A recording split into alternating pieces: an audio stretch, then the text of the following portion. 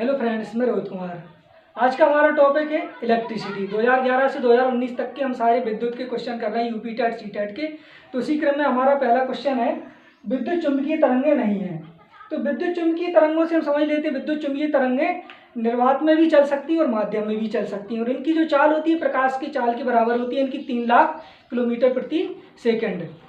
और कह सकते हैं कि इनको हम 3 × 8 है, 3 × 10⁸ मीटर प्रति सेकंड कह देंगे, या फिर 3 लाख किलोमीटर प्रति सेकंड। तो विद्युत चुंबकीय तरंगें, जैसे कि इनके एग्जाम्पल देख लेते हैं, तो एक्स किरणें हैं। एक्स किरणों को राउंडजन ने बनाया था, ये भी क्वेश्चन आया था। एक्स किरणें, गामा किरणें, और देख लेते हैं तो जैसे कि लघु तरंगें, लघु रेडियो तरंगें, दीर्घ रेडियो तरंगें, ये सारी विद्युत चुंबकीय तरंगें कहलाती हैं। इसमें प्रकाश की भी तरंगें शामिल होती हैं, दृश्य तरंगें जिन्हें कहते हैं, अवरक्त तरंगें, सूक्ष्म तरंगें के जो है विद्युत चुंबकीय तरंगें हैं। और इनका जो तरंग दैर्घ्य परिसर भी अधिक होता है, 10⁻⁻14 से 10⁻4 मीटर तक। तो हमारा जो क्वेश्चन है वो है विद्युत चुंबकीय तरंगें नहीं है। तो विद्युत चुंबकीय तरंगें में जो ऑप्शन है वहाँ पे वो है अल्ट्रासोनिक वेव्स, यानी कि पराश्रव्य ध्वनि तरंगें। पराश्रव्य ध्वनि तरंग, पराश्रव्य ध्वनि तरंग उसमें ऑप्शन है, क्योंकि पराश्रव्य ध्वनि तरंग के ध्वनि लग गई तो ध्वनि के लिए माध्यम की आवश्यकता होती है, और विद्युत चुंबकीय तरंगों को माध्यम की आवश्यकता नहीं होती है। और विद्युत चुंबकीय तरंगों को जो है फोटान तरंगें भी कहते हैं, और ये उदासीन भी होती हैं, क्योंकि फोटान में ना तो इलेक्ट्रॉन होते ना प्रोटॉन होते। तो ये उदासीन तरंगें भी कहलाती हैं विद्युत चुंबकीय तरंगें, और ये फोटान तरंगें भी इन्हें कह सकते हैं। तो इसी तरीके से ये आंसर हो जाएगा पराश्रव्य ध्वनि तरंग। दूसरे क्वेश्चन को हम देखते हैं, किरचॉफ धारा नियम किसके संरक्षण पर आधारित है। ये बदल करके थोड़ी सी परिभाषा से बदल दी जाती है, और कई बार ये क्वेश्चन कई परीक्षाओं में आया हुआ है। यानी कि किरचॉफ ने जो है नियम दिए अपने, तो वो धारा के ऊपर 2 नियम दिए। एक तो किरचॉफ का कहते हैं कि करंट लॉ है, KCL, और दूसरा है KVL, यानी कि एक तो करंट लॉ और दूसरा वोल्टेज लॉ। तो करंट लॉ यहाँ हमसे पूछा गया है, किरचॉफ धारा नियम किसके संरक्षण पर आधारित है। इसको थोड़ा समझ लेते हैं कि जो किरचॉफ का करंट नियम है, वो करंट नियम कहता है कि जो आने वाली जो धाराएं हैं और जाने वाली धाराएं, तो जो पॉइंट है आने वाला और जाने वाला, कहने का मतलब जैसे हम ये तीर के निशान से आने वाली और जाने वाली धाराओं को प्रदर्शित करते हैं, तो ये जो जंक्शन पॉइंट है, तो यहाँ पे जो आई का मान है वो 0 हो जाएगा। यानी कि यहाँ हम कह सकते हैं सिग्मा आई बराबर 0। जंक्शन पॉइंट पे सिग्मा आई बराबर 0। जैसे हम इसको ले ले I1, और इसको ले ले I2, इसको I3 और इसको I4। तो जो एरो का निशान जंक्शन पॉइंट की ओर है, तो ये जो है I1 + I2 = I3 + I4। तो यानी कि आने वाली धाराओं का योग और जाने वाली धाराओं का बीजगणितीय योग कैसा होना चाहिए, बराबर। या फिर जंक्शन पॉइंट या नोड पॉइंट पर सिग्मा आई का मान कैसा, 0। लेकिन यहाँ पे हमारा जो क्वेश्चन है वो किरचॉफ धारा नियम किसके संरक्षण पर आधारित है। तो हमसे ये पूछा गया, और कई बार परीक्षाओं में ये भी आता है कि किरचॉफ के करंट लॉ में सिग्मा आई बराबर क्या होता है, तो वो होता है 0। तो यहाँ पे हमसे पूछा गया संरक्षण पर आधारित है, तो यहाँ पे जो आंसर होगा वो होगा आवेश संरक्षण पर आधारित है। आवेश संरक्षण, जो किरचॉफ का करंट नियम है वो आवेश संरक्षण पर आधारित है। और किरचॉफ का वोल्टेज भी नियम है। तो वोल्टेज है तो वो क्या है कि जैसे हम कोई भी परपथ को अलग अलग 1 या 2 जगह से वोल्टेज देते हैं, तो उस परपथ में जो वोल्टेज है वो ड्रॉप के बराबर होगा। वोल्टेज में वोल्टेज ड्रॉप के बराबर होगा। तो वहाँ पे जो हो जाता है वो जो टोटल वोल्टेज है सिग्मा V बराबर sigma I × R, voltage drop के बराबर। तो यहाँ पे ये वोल्टेज नियम अगर पूछ लिया जाए हमसे, तो जो टोटल वोल्टेज है तो वो हो जाएगी सिग्मा V बराबर सिग्मा I × R से। तीसरा क्वेश्चन है कि 4, 10, 20 ओम के जो 3 प्रतिरोध, किसी परपथ में 3 ओम कोई जो परपथ है उसमें 3 प्रतिरोध है, और 3 प्रतिरोध वो समांतर क्रम में जुड़े हुए हैं। और ये समांतर क्रम में जब वो जुड़ जाए तो जो उनका टोटल प्रतिरोध होता है वो कम होता है। तो कहने का मतलब है, तो वो टोटल प्रतिरोध जो है वो सबसे छोटे प्रतिरोध से भी कम होता है। जैसे यहाँ पे 4, 10, 20 ओम के प्रतिरोध किस में जुड़े हुए हैं, समांतर क्रम समूह में जुड़े हुए हैं। तो इसमें अगर हम टोटल प्रतिरोध निकालेंगे उसका, तो जो टोटल प्रतिरोध है वो 4 ओम से भी कम निकल के आएगा। यहाँ पे हम थोड़ा सा देख लेते हैं उसका चित्र बना करके, तो हमें समझने में आसानी होगी। तो इस तरीके से हम तीन जो है प्रतिरोध देख ले। इनको भी बनाने का क्रम होता है। अगर हम ऊपर की ओर ले जाएं तो जो लास्ट में जब हम जाएं तो इस तरीके से इसको देख लें। तो ये 15 वोल्ट की बैटरी से जुड़े हुए हैं, स्विच लगा दिया हमने, वो 15 वोल्ट से जोड़ दिया है। तो यहाँ पे 4 है, 10 है और 20, ये सारे ओम में प्रतिरोध हैं, आर का मान। तो यहाँ पे हम देख लेते हैं जो टोटल है वो है 4, 10, 20। एलसीएम हमने 20 ले लिया, तो 4 का भाग 20 में देंगे तो 4 पंचे 20 और 10 दूनी 20, 20 से कम 20। कई लोग कैसे करते हैं 1/RT बराबर 1/R1 प्लस 1/R2, तो उससे क्या है कि कैलकुलेशन थोड़ी सी अधिक हो जाती है। तो यहाँ पे हम देख लिया हमने 20 और टोटल यहाँ कर देंगे 8। तो जो हमें RT का मान प्राप्त हो जाएगा, यहाँ से हम 4 से काट देंगे, 4 पंचे 20 और 4 दूनी 8, 5/2 तो RT का मान। लेकिन हमसे पूछा गया है परपथ में धारा, तो धारा I बराबर होती है I बराबर V/R, यानी कि 15/5/2, तो 2 पर चला जाएगा तो 30/5 यानी कि 6 एम्पियर। जो I का मान है वो कितना हो जाएगा, I बराबर 6 एम्पियर। I का मान हो जाएगा 6 एम्पियर। अगला जो क्वेश्चन है वो है कि प्रतिरोध E वाले किसी प्रतिरोधक तार के स्वरों का विभवांतर नियत करने पर तार में उत्पन्न ऊष्मा अनुक्रमानुपाती होगी। कहने का मतलब ये है, कोई तार है जिसका प्रतिरोध क्या है, E है, और E उसका प्रतिरोध है। तो हमसे पूछ रहा है कि उस तार के स्वरों को हम जो विभवांतर है वो कैसा कर दें, कांस्टेंट रख दें, नियत कर दें। तो जो तार में उत्पन्न ऊष्मा होगी वो किसके अनुक्रमानुपाती होगी। तो एक सूत्र है, यहाँ से हम देख लेते हैं कि H बराबर, सूत्र होता है H बराबर I² RT।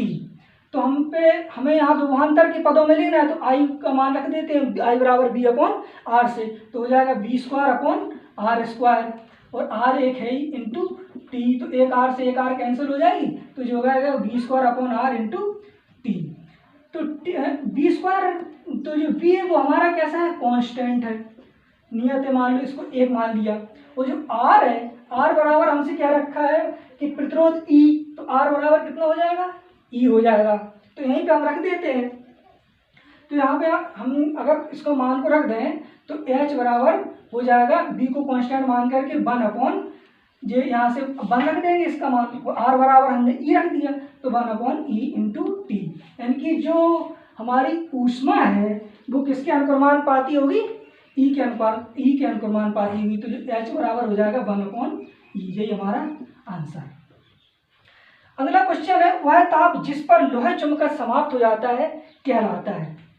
तो लोह चुंबकत्व से देखे जाए तो ये चुंबक से, तो जो चुंबकीय पदार्थ है वो 3 होते हैं, एक तो लोह चुंबकीय पदार्थ और अनुचुंबकीय पदार्थ और प्रतिचुंबकीय पदार्थ। तो लोह चुंबकीय पदार्थ में जैसे लोहा आ गया, अपना कोबाल्ट आ गया, ठीक है, निकेल आ गया, और जो अनुचुंबकीय पदार्थ हैं उनमें आ जाता है एल्युमिनियम, तांबा, और जो प्रतिचुंबकीय पदार्थ हैं तो उनमें आ जाता है एस्बेस्टस है।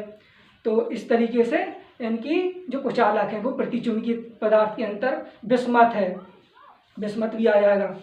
तो कहने का मतलब यहाँ हमसे पूछा गया है कि वह ताप जिस पर लोह चुंबकत्व समाप्त हो जाता है, लोह चुंबकत्व समाप्त हो जाता है तो कहलाता है, तो वो ताप कहलाता है क्यूरी ताप। और ये क्यूरी ताप जो है वो अलग अलग पदार्थों के लिए अलग अलग होता है। तो क्यूरी ताप क्या होता है कि जिस ताप पर जो चुंबकीय पदार्थ हैं, विद्युत चुंबकीय पदार्थ हैं, वो कैसे हो जाए, प्रतिचुंबकीय हो जाए, या उनका चुंबकत्व समाप्त हो जाए। जिस ताप पर पदार्थों का चुंबकत्व समाप्त हो जाए, वह मतलब इसमें क्या रहता है कि जो लोह चुंबकीय पदार्थ है, अगर हम उसको जो हम तापमान 0 रखें किसी पदार्थ का, तो वो जो बिहेव करे लोह चुंबकीय, और अगर हम उसका तापमान को बढ़ा के रखें तो वो अनुचुंबकीय की तरह गुण प्रदर्शित करे। तो यहाँ पे क्या है कि यहाँ पे हमसे सिर्फ बहुत साधारण तरीके से पूछा कि वह ताप जिस पर लोह चुंबकत्व समाप्त हो जाता है कहलाता है, तो वो कहलाता है क्यूरी ताप। क्यूरी ताप से मतलब लोह जो पदार्थ है जिसमें उसमें चुंबकीय गुण है, उस पदार्थ की चुंबकीय गुण को क्या कर दे, वो समाप्त कर दे। अब क्वेश्चन नंबर 6 देख लेते हैं। तो ये हमारा डायग्राम दिया हुआ है और इसमें कैपेसिटर लगे हुए हैं। तो कह रहा है कि तुल्य धारिता A और B के बीच ज्ञात कीजिए। तो हम क्या करते हैं कि जब कैपेसिटर हमारे सीरीज में लगे हुए हैं तो रेजिस्टेंस में तो हम उन्हें सीरीज में जोड़ देते हैं, लेकिन यहाँ पे हम उन्हें कैसे जोड़ते हैं, समांतर क्रम में। तो इस तरीके से जैसे हम अगर इसको खोल लें, इसको हम खोल के रखें तो ये इस तरीके से ये बन जाएगा। फिर यहाँ पे एक पॉइंट आ जाएगा, फिर यहाँ से एक, और यहाँ से भी एक, इस तरीके से।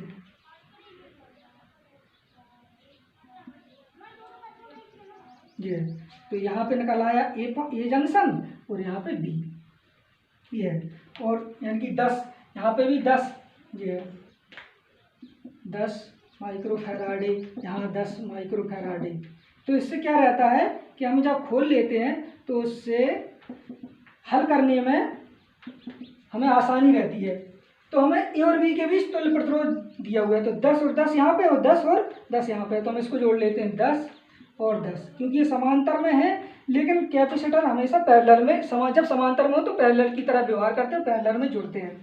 तो टोटल 10 हो गया, तो यहाँ से 10 एकम 10, 10 एकम 10, यानी कि 10/2, यानी कि 5 माइक्रोफैराडे निकल आया। फिर इस पॉइंट से इस पॉइंट के बीच में, अब नीचे भी इसी तरीके से निकाल लेंगे, 10 और 10 से 10 एलसीएम ले लेंगे और 10/2 यानी कि 5 माइक्रोफैराडे। तो ए और बी के बीच जो तुल्य प्रतिरोध होगा वो ये जुड़ जाएगा, 5 और 5, तो 5 + 5 यानी कि 10 माइक्रोफैराडे, सी बराबर। टोटल जो कैपेसिटेंस है वो 10 माइक्रोफैराड। इस तरीके से किसका आंसर होगा, 10 माइक्रोफैराड। क्वेश्चन नंबर 7, ये डायग्राम हमें दिया हुआ है, इसमें क्या ज्ञात करना है, धारा का मान।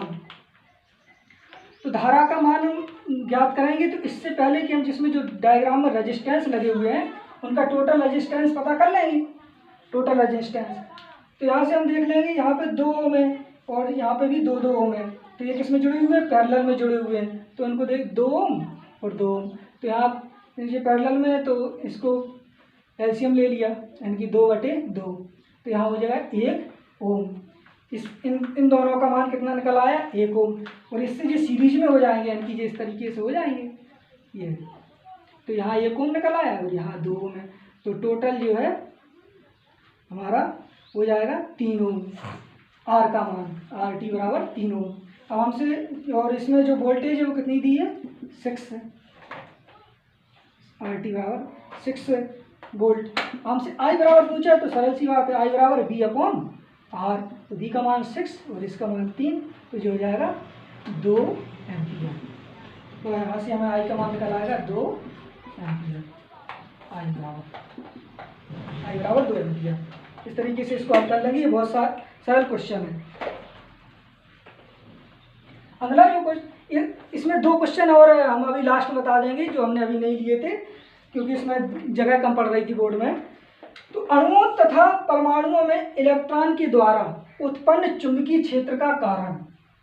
क्वेश्चन समझने की कोशिश करें कि अणुओं तथा परमाणुओं में इलेक्ट्रॉन के द्वारा उत्पन्न चुंबकीय क्षेत्र का कारण, यानी कि जो अणु है और परमाणु है उसमें जो इलेक्ट्रॉन होते हैं, तो इलेक्ट्रॉन के जो चुंबकीय क्षेत्र का कारण है वो क्या है। तो हम देखते हैं कि नाभिक में इलेक्ट्रॉन, प्रोटॉन, न्यूट्रॉन तीनों रहते हैं, लेकिन जो चुंबकीय क्षेत्र का कारण है, जैसे विद्युत का कारण है, हम क्वेश्चन पूछ सकते हैं कि लकड़ी में करंट क्यों नहीं आता, लोहे में करंट क्यों आता है। तो लकड़ी में करंट इसलिए नहीं आता क्योंकि उसमें फ्री इलेक्ट्रॉन नहीं रहते, लोहे में फ्री इलेक्ट्रॉन की संख्या पाई जाती है। तो यहाँ पे जो चुंबकीय क्षेत्र का भी कारण है तो वो इलेक्ट्रॉन ही है, यानी कि नाभिक की चारों ओर क्या चक्कर लगाते हैं, इलेक्ट्रॉन चक्कर लगाते हैं। तो वो नाभिक के चारों ओर तो चक्कर लगाते ही लगाते हैं, वो 2 प्रकार की गति करते हैं। एक तो वो करते हैं मूवमेंट यानी कि घूर्णन, और एक करते हैं रिवॉल्यूशन यानी कि परिक्रमण। तो जो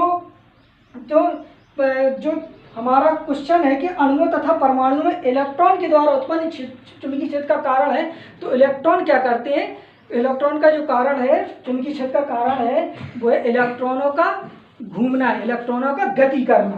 तो जो उसका आंसर है वो है इलेक्ट्रॉन का गति करना, इलेक्ट्रॉन का घूर्णन और परिक्रमण।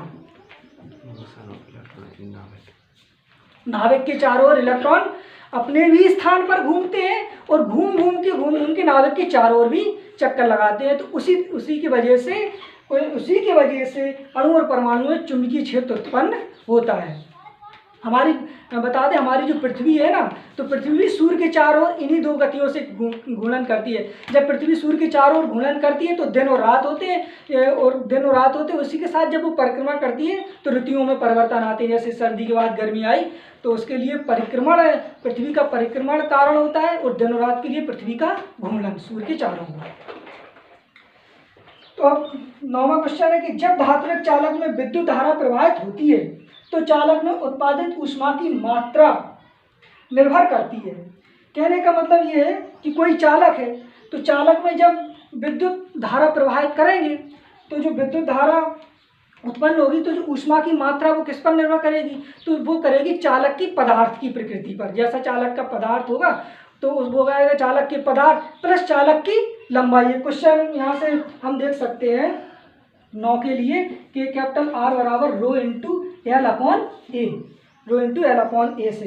कहने का मतलब ये जो उत्पन्न ऊष्मा होगी वो उत्पन्न ऊष्मा 3 बातों पर निर्भर करेगी। एक तो पदार्थ पर, किस पर निर्भर करेगी, चालक के पदार्थ पर, और दूसरा चालक की लंबाई पर, किस पर, लंबाई पर, और तीसरा जो ए लिखा हुआ है, एक तो चालक के पदार्थ पर, जो रो है यही पदार्थ का विशिष्ट प्रतिरोध कहलाता है, जो अलग अलग पदार्थों में अलग अलग होता है, और दूसरे चालक की लंबाई पर, तीसरा क्रॉस सेक्शन एरिया जिसे हम कहते हैं मोटाई, क्या कहते हैं, मोटाई पर। तो वो किस पर निर्भर करेगी, मोटाई पर। अगला जो क्वेश्चन है कि किसी विद्युत परिपथ में सुरक्षित प्रवाहित होने के लिए विद्युत धारा की सीमा नहीं होती।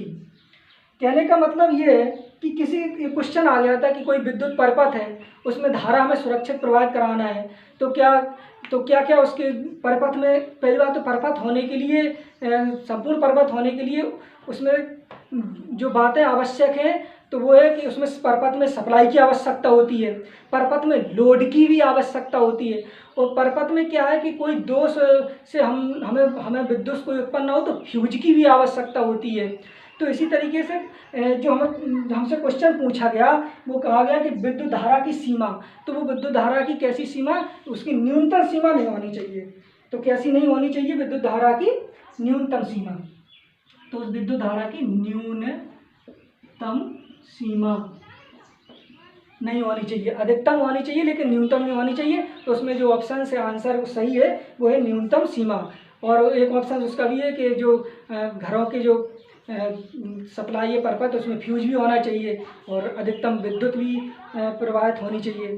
तो इसी तरीके से हमने इन क्वेश्चनों को देखा। 2 क्वेश्चन और थे उसमें कि एक क्वेश्चन ये था कि जो 3 रेजिस्टेंस है वो पैरेलल में लगे हुए हैं तो टोटल रेजिस्टेंस क्या होगा। तो हम देख लिए एक का मान 1 ओम है, 2 ओम है, 3 ओम है। इस तरीके से 1, 2 और 3 ओम के 3 रेजिस्टेंस है, वो तीनों ये पैरेलल में जुड़े हुए हैं तो टोटल रेजिस्टेंस क्या होगा। तो टोटल निकालने के लिए हमें 1, 2 और 3 इस तरीके से ले लेते हैं तो 6 एलसीएम हो जाएगा। तो 6 यहाँ पे, 2 3 6 और 3 दूनी 6, यानी कि 6/6 3 9 2 11। जो टोटल हमारा रेजिस्टेंस होगा RT वो 6/11 ओम होगा। एक तो ये क्वेश्चन था 2011 से 2019 तक की यूपी टेट सीटेट में। और एक इसके अलावा एक छोटा सा क्वेश्चन और था, तो ये पैरेलल में जड़े थे तो पैरेलल में इस तरीके से निकालेंगे। तो वो किस में थे, वो सीरीज में थे। तो सीरीज में क्या था कि एक था 1.05 ओम का एक रेजिस्टेंस है, एक है 5 ओम का रेजिस्टेंस, और एक था 25 ओम का। तो इस तरीके से ये तीनों सीरीज में जुड़े थे। तो इनका जो मान निकाल के कितना आएगा, यहाँ पे उनका जो आंसर था वो 180 था। इस तरीके से तो 180 होने के लिए 10, तो यहाँ पे हम देख लेते हैं इस तरीके से था 1.5, एक था 1.5, 3 जो रेजिस्टेंस थे तो 1.5 हो गया, 1.25 करके था और एक 5 था।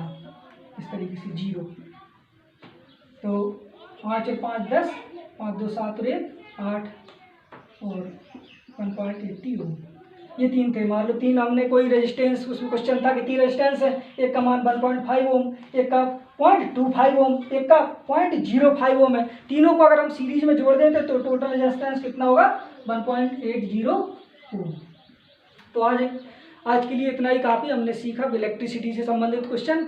अगला जो हमारा वीडियो होगा, जो हम लोग अध्ययन करेंगे, हम लोगों ने जो पॉलिटी चल रही थी वो 1909 पे ख़त्म कर दी थी, तो 1919 के भारत सरकार अधिनियम को देखेंगे। और उससे पहले हम लोग कोशिश करेंगे कि सारे आंदोलन जो है हम लोग मैप के थ्रू पढ़ें। बहुत बहुत धन्यवाद।